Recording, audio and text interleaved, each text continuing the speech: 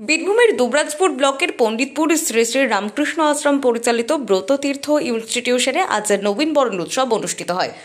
সেই প্রসঙ্গে বিদ্যালয় থেকে উত্তীর্ণ ছাত্রছাত্রীদের বিদায় সংবর্ধনা জ্ঞাপন করা হয়।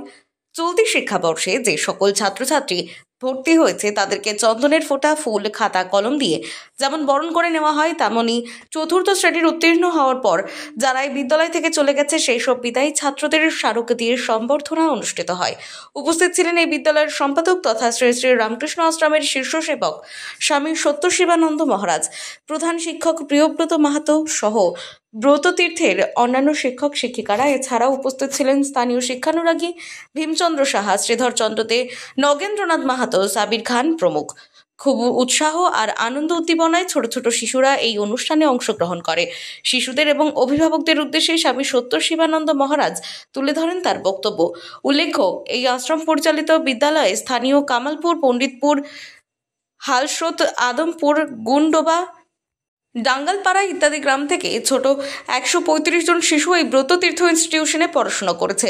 ছোট শিশুরা তাদের নৃত্য, গান, কবিতা দিয়ে উৎসব পালন করেন।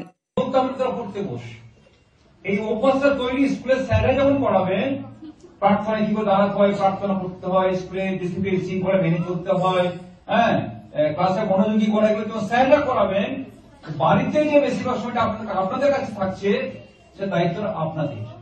ছেলেকে ঠিক সময় বসানো, পড়তে বসানো, ঠিক সময় স্নান করানো। বাপমারাও আমাদের বাবা মায়ের থেকে এখন বাবা মারা অনেক বেশি উন্নত সব দিক থেকে, শিক্ষা, ধর্ম, বিজ্ঞান, এই যে চর্চা, সেই চর্চা এখন মা বাবারা আসছেন।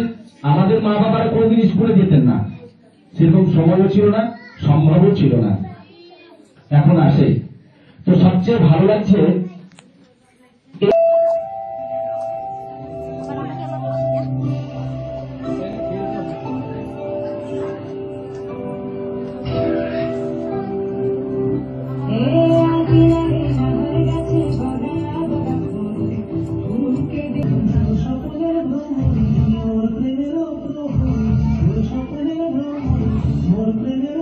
বীরভূম থেকে জয়ন্ত মণ্ডলের রিপোর্ট, আনন্দ বার্তা।